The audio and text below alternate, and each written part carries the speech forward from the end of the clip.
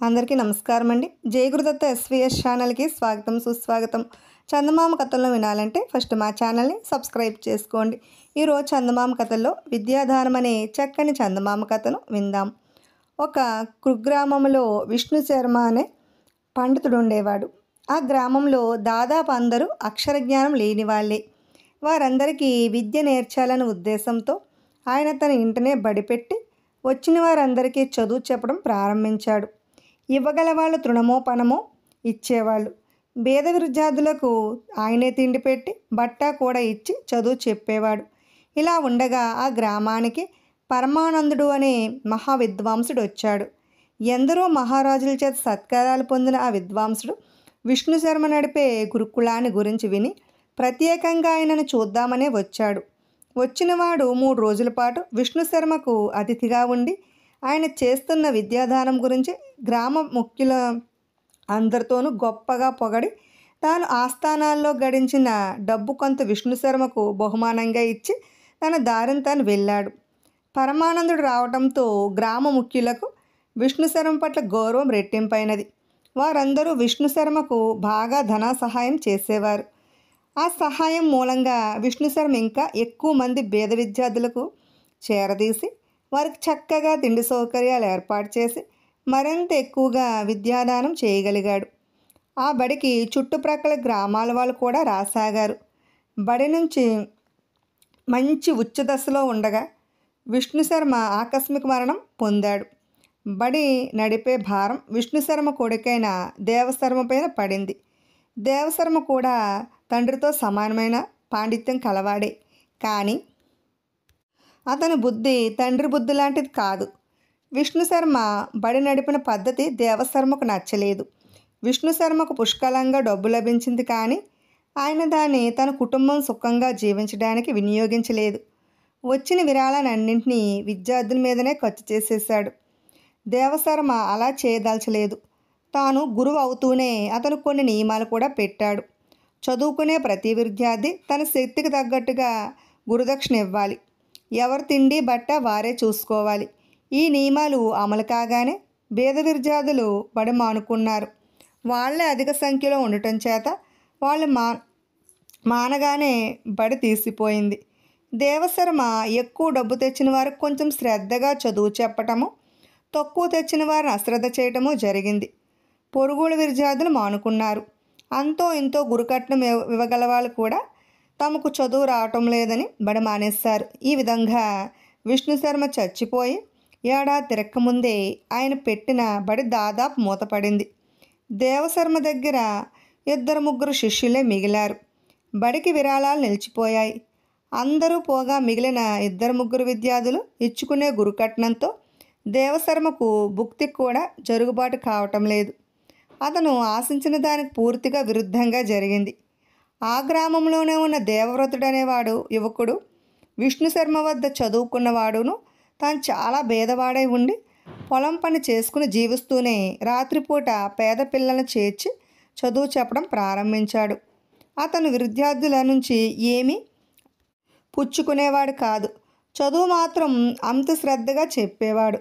దేవశర్మ దగ్గర చదువు మానుకున్న వాళ్ళు చాలామంది రాత్రివేళ అతని బడికి వెళ్తూ వచ్చారు. దేవవ్రతుడు తన మీద ఈర్ష్య కొద్దీ పోటీ బడి పెట్టేసి ఉచితంగా చెబుతానని అమాయకులను నమ్మించి తాను బాగుపడకపోగా తాను చదువుకున్న బడికి తీరని ద్రోహం చేశాడని దేవశర్మ ఊళ్ళో చాలా దుష్ప్రచారం చేశాడు. పొలం దున్నుకునేవాడి దగ్గర నేర్చుకున్న చదువు అదేం చదువని వెటకారం చేశాడు. అతను ఎంత ప్రచారం చేసినా దేవశర్మ వద్దకు విద్యార్థులు మట్టుకు రాలేదు. ఇలా ఉండగా ఒకనాడు దేవశర్మకు విచిత్రమైన వార్త తెలిసింది. మహాపండితుడు పరమానందుడు ఆ గ్రామానికి వచ్చి 2 రోజులుగా దేవవ్రతుడి ఇంట ఉంటున్నాడట. ఊరు పెద్దలందరూ దేవవ్రతుడి ఇంటికి వెళ్తున్నారట. అక్కడ రోజు సద్గోష్ఠి జరుగుతున్నదట. 3వ నాడు దేవశర్మ తాను కూడా దేవవ్రతుడి ఇంటికి వెళ్ళాడు.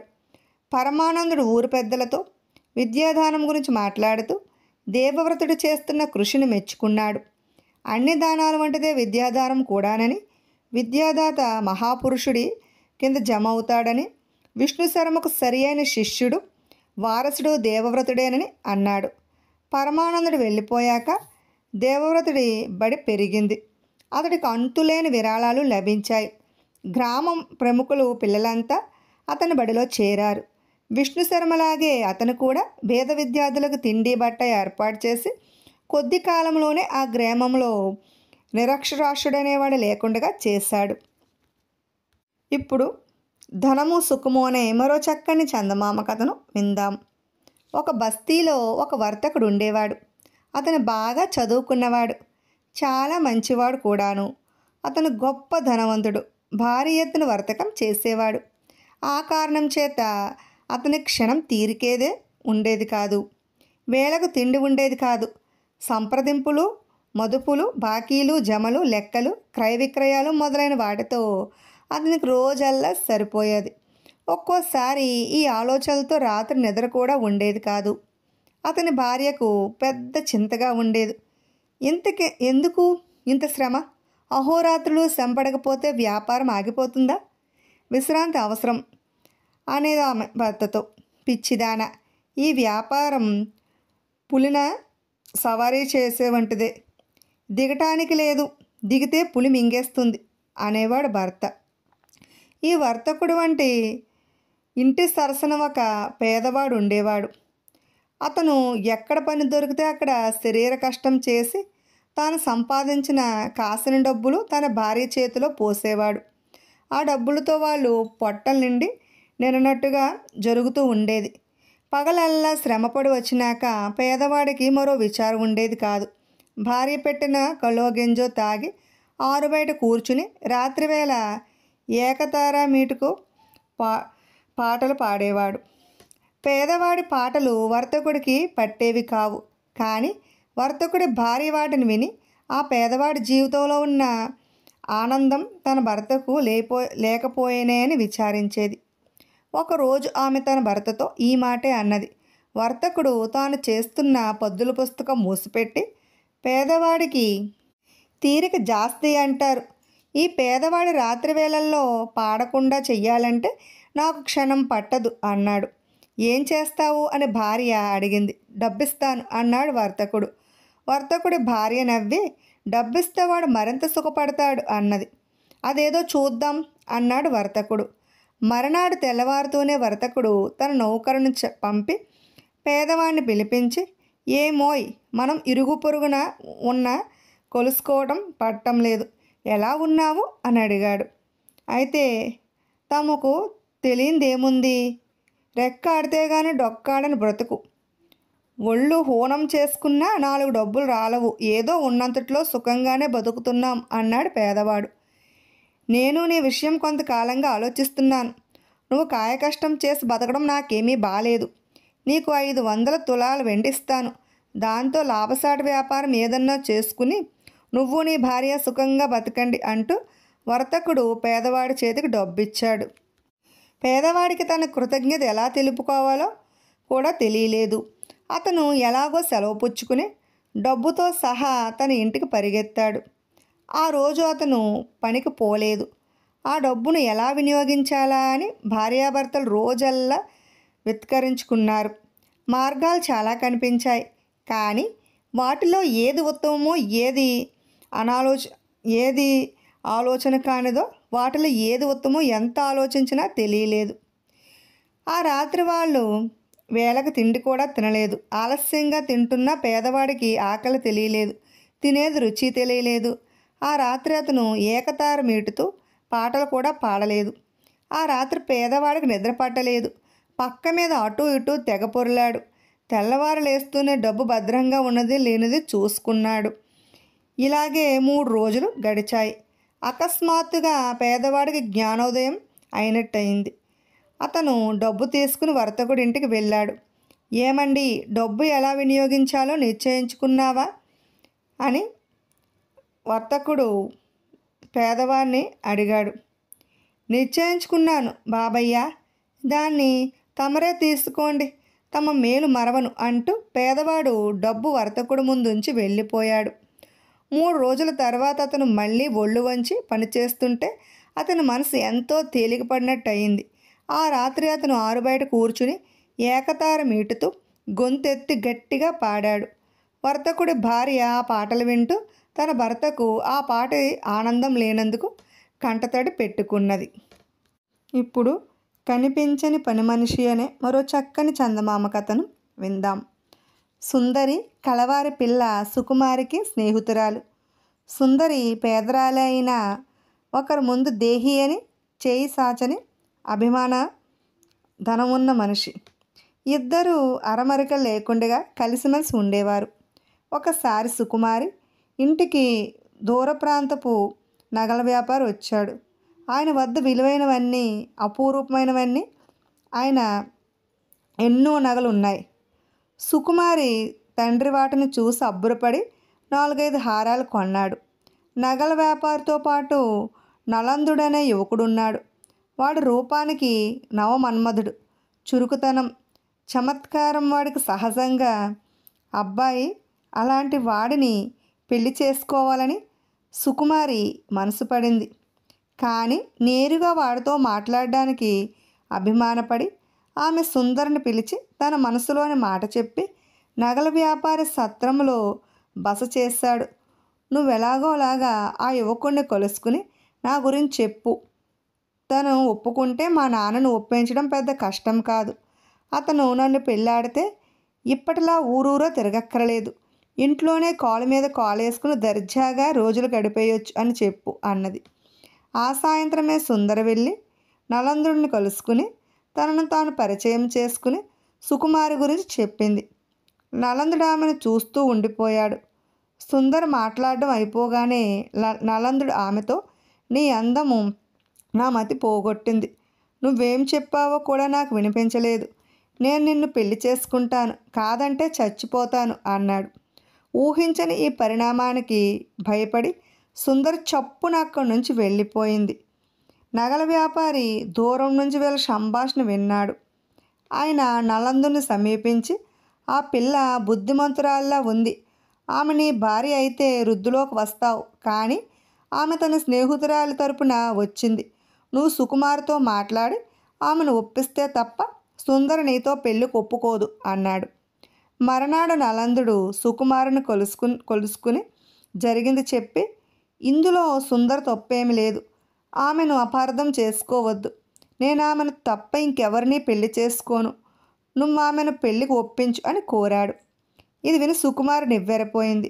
తనను కాదని సుందర్ని పెళ్ళాడాలనుకున్న నలందుడిపై ఆమెకు చాలా కోపం వచ్చింది. కానీ చేయగలిగింది ఏమీ లేక సరేనన్నది. సుందరికి నలందుడికి పెళ్లి జరిగింది. వాళ్ళిద్దరూ ఆ ఊరు వదిలి వెళ్ళిపోయారు. ఆ తర్వాత ఆ ఊళ్ళోనే ఒక భాగ్యవంతుడితో సుకుమారి వివాహం కూడా జరిగిపోయింది. కొన్నేళ్ళు గడిచాయి.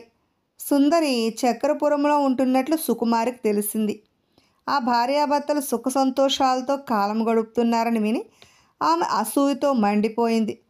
తనెంత వైభవంగా ఉందో సుందర్ భర్త నలందుడు తెలుసుకోవాలంటే ఒకసారి వాళ్ళ ఇంటికి వెళ్ళాలని ఆమె నిర్ణయించుకున్నది.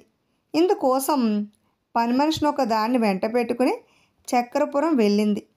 సుందర్ తన స్నేహితురాలని ఎంతో అభిమానంగా ఆహ్వానించి ఆదరించింది. ఆమెకు సకల మర్యాదలు చేసింది. నలందుడు సుందరి ఎంతో అన్యోన్యంగా ఉండటం చూసి సుకుమారి మరింత అసూయ చెందింది.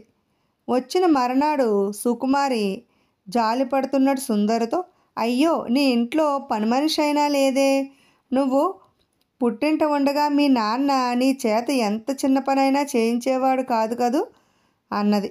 సుందర నవ్వి, మాకు పని మనిషి లేకేం ఉన్నది, కానీ అది నీకు కనబడకుండా అన్ని పనులు చేసుకుపోతున్నది. చూసావుగా మా ఇల్లు ఎంత శుభ్రంగా ఉందో, పని మనిషి లేకుండానే ఇది సాధ్యమవుతుందంటావా అన్నది. దాంతో సుకుమార్ కుతూహలం పెరిగింది.